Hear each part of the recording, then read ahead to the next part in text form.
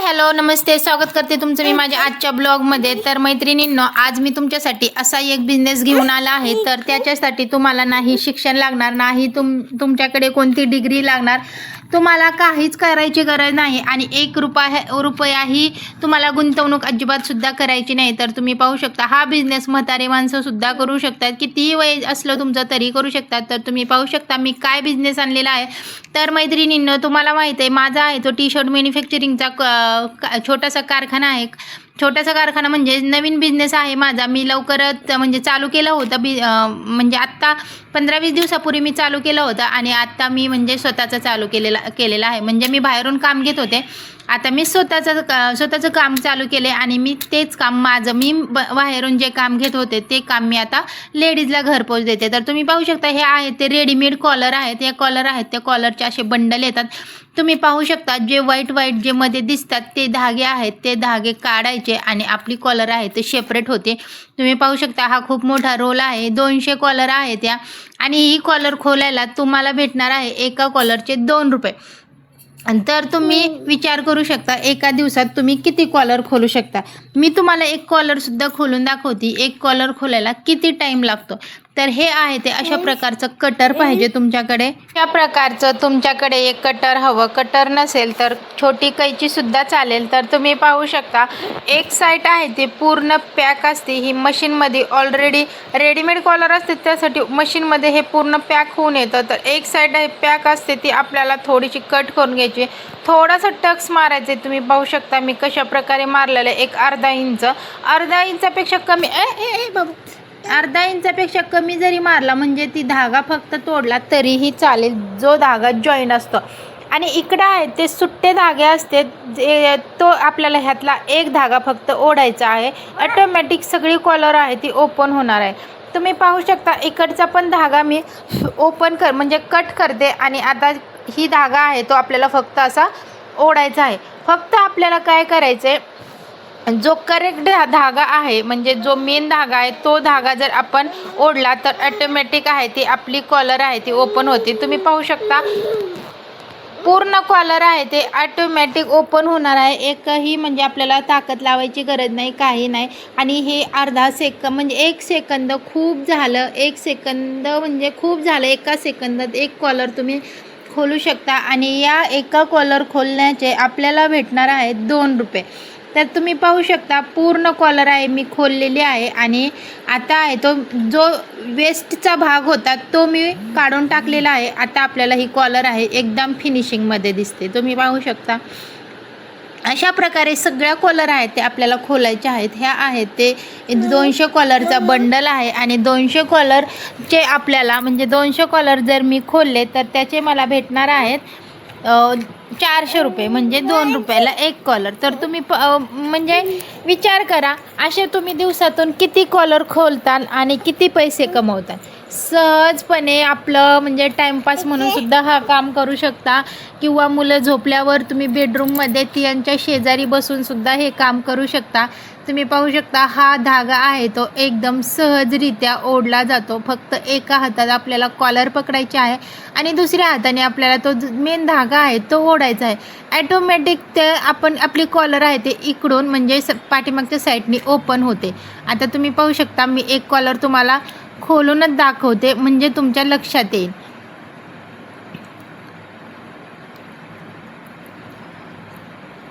धागा आहे तो तुटून द्यायचा नाही, कारण मध्येच जर तुटला तर आपल्याला कॉलर आहे ते कट करून काढावी लागते, त्याला थोडासा जास्त वेळ जातो। तुम्ही पाहू शकता मी पूर्ण कॉलर आहे ते किती इझिली काढलेले आहे आणि हा धागा तर फक्त म्हणजे नावाला असतो तिथं लगेचच निघून जातो। त्याला काय आपल्याला जोर वगैरे लावावं लागत नाही, कोणत्याही प्रकारचा कट वगैरे लावावं लागत नाही। तुम्ही पाहू शकता आपली कॉलर आहे ती रेडी झालेली आहे आणि ही आहे ती रेडीमेड कॉलर आहे। रेडीमेड साधी जर कॉलर आपल्याला आपल्या कपड्याची जर बनवायची असेल त्याचे आपल्याला 4 रुपये भेटतात आणि टी शर्टला लावण्याचे 1 रुपया म्हणजे त्या कॉलरचे आपल्याला 5 रुपये भेटतात। तर ही कॉलर फक्त आपल्याला खोलायची आहे आणि या कॉलरचे आपल्याला 2 रुपये भेटणार आहेत। तर मी हे काम आणलेलं आहे एक जणाकडून. हे काम माझ्याकडे नाही आहे, हे काम मी एक जणाकडून माझ्यासाठी आणलेलं आहे. कारण आता माझ्याकडे जरी कारागीर काम करत असले तरी माझी मुलगी पाहून मला काही ना काही थोडंफार करावंच लागणार आहे.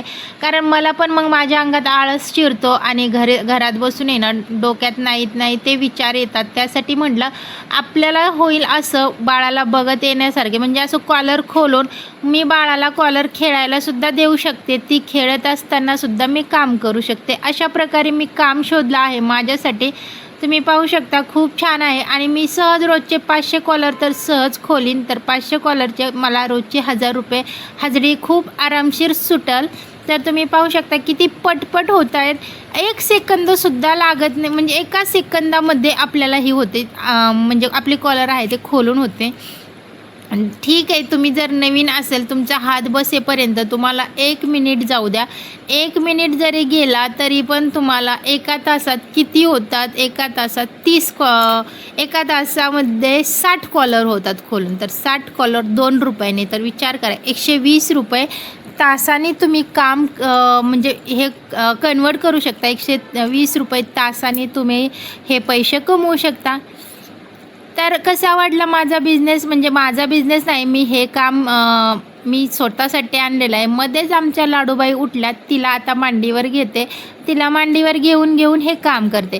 पण हे काम फक्त मी करत नाही, अधूनमधून मी सिलाईचं सुद्धा त्यांना मी मदत करायला जाते. कारण हे पहा, मायराला कपड्याच्या ढिगाऱ्यामध्ये बसवलं, तिचे पप्पा आहेत ते इलॅस्टिक लावत आहेत.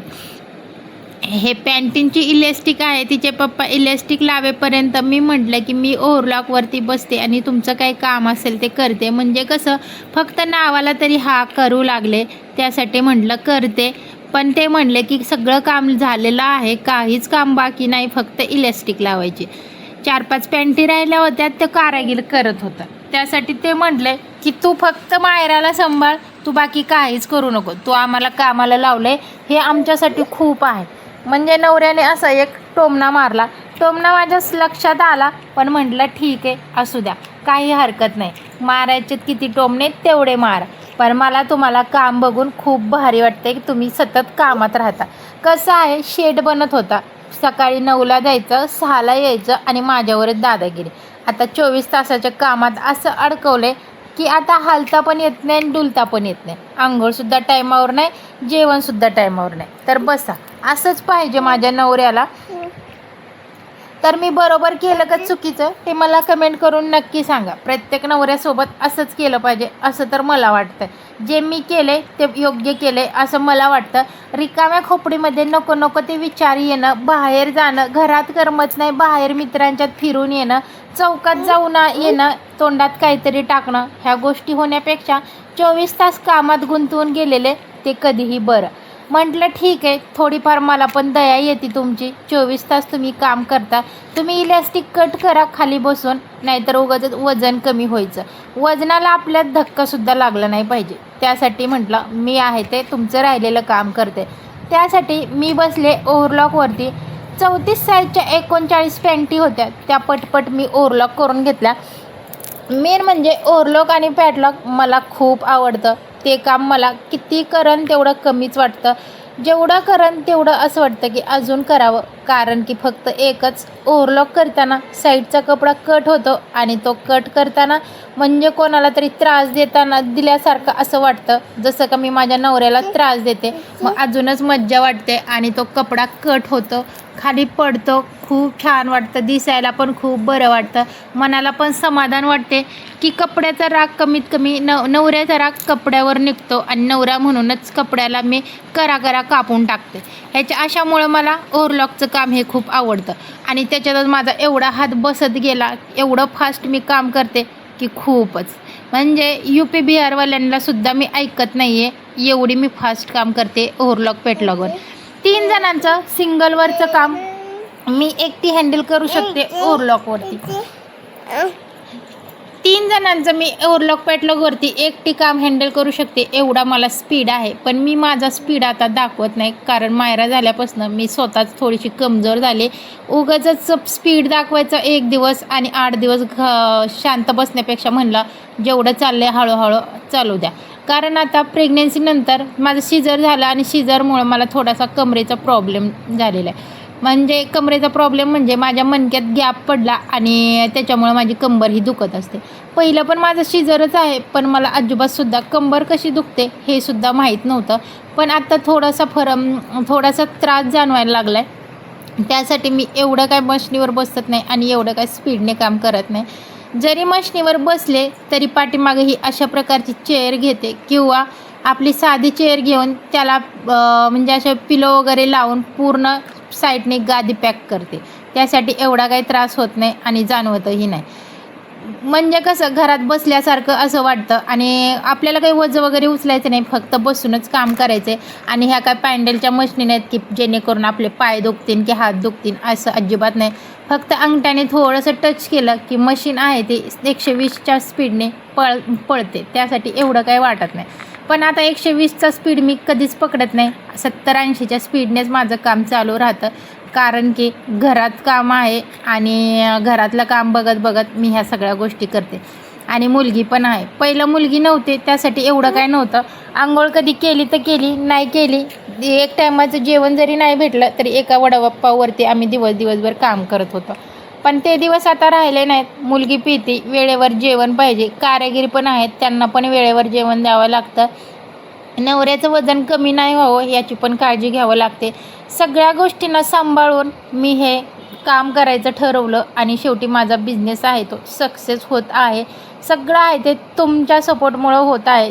तर व्हिडिओ आवडत असेल माझे तर नक्की चॅनलला सबस्क्राईब करा आणि जास्तीत जास्त व्हिडिओ शेअर करा, जेणेकरून घर बसल्या ज्या महिला आहेत ज्यांना टोमणे ऐकावे लागतात, माझ्यासारखे टोमणे ऐकावे लागत असते तर त्यांना हा बिझनेस करता येईल आणि त्यांना हा बिझनेस करून घरातून पैसे कमवता येतील. नवऱ्याचे, सासूचे, नंदचे, शेजारी पाजाऱ्यांचे टोमणे नाही ऐकावं लागणार. कारण मला खूप टोमणे ऐकावे लागत होते. नवऱ्याच्या जीवावर बसून खाते, नवऱ्याच्या जीवावर बसून खाते. आता मला बॉयफ्रेंडच नाही तुमच्यासारखा, तर मी नवऱ्याच्या जीवावर बसून नाही खाऊ तर काय करू. एक काम करा, तुम्ही मला एक बॉयफ्रेंड द्या शोधून, मग मी त्याच्या जीवावर बसून खाते. नवऱ्याचा पैसा हाय असा बँकेत नवऱ्याच्याच नावावर टाकते. चालेल ना? मग ठीक आहे. कमेंट करणाऱ्यांनी हे एक लक्षात ठेवा, मला एक बॉयफ्रेंड शोधून द्या. कारण बॉयफ्रेंड पण असा शोधून द्या की पैशावाला पाहिजे, उगाच नावाला बॉयफ्रेंड अजिबात नाही. सगळ्या पॅन्टी झाल्या, आता त्याला इलॅस्टिक पण लावून घेते म्हटलं.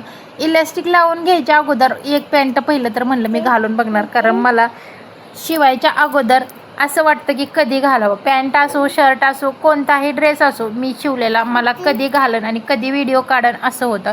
त्यासाठी एका पॅन्टीला इलॅस्टिक लावली. माझ्या साईजची पॅन्ट घेतली होती. माझ्या साईजच्या पॅन्टीचं मी काम नव्हते करत, तरी पण मी माझ्या साईजची पॅन्ट घेतली कारण ती मला घालायची होती. म्हणून घालून लगेचच व्हिडिओ काढून नखरे करायचे होते. त्यासाठी लगेचच इलॅस्टिक लावली आणि पॅन्ट घालायला घेतली. तर तुम्ही पाहू शकता मला लागते ही 38 साईज लागते आणि ही शाळेच्या पॅन्ट्या आहेत. त्यासाठी थोड्याशा सैलच ठेवलेल्या आहेत, कारण कसं मुलांना खेळायला वगैरे त्रास नाही होत. एका ताईला पार्सल टाकायचं होतं, तर तुम्ही पाहू शकता हे पार्सल कशा प्रकारे आम्ही टाकतो. गाडीवर बसत सुद्धा नाही, दोन बंडल ते गेले पार्सल टाकायला. आणि मला मिशोकडून हा कॉर्सेट रिसीव झाला होता, त्याचा मला शूट करायचं होतं, तर हा कॉर्सेट घातला. हा कॉर्सेट आहे 340 रुपयाला. खूप छान कॉर्सेट आहे. शॉर्ट आहे वरती टॉप आणि खाली आहे ते लोअर आहे ते प्लाझो टाईप आहे. खूप छान कपडा पण एकदम सुंदर आहे. तुम्ही ऑफिसला, कॉलेजला कुठंसुद्धा घालू शकता. घरातसुद्धा डेली यूजला सुद्धा वापरू शकता. बाहेर तुम्ही कुठेही घालून जाऊ शकता. एवढा छान आहे. हा आहे तो स्लीवलेस आहे आणि त्याच्यासोबत आपल्याला स्लीव्ज पण दिलेल्या आहेत. पण मला स्लीव्ज अजिबातसुद्धा आवडत नाही. मला स्लीवलेस छान दिसतो म्हणून मी स्लीवलेसच ठेवणार आहे. तुम्ही पाहू शकता मी तुम्हाला बाह्यासुद्धा घालून दाखवते.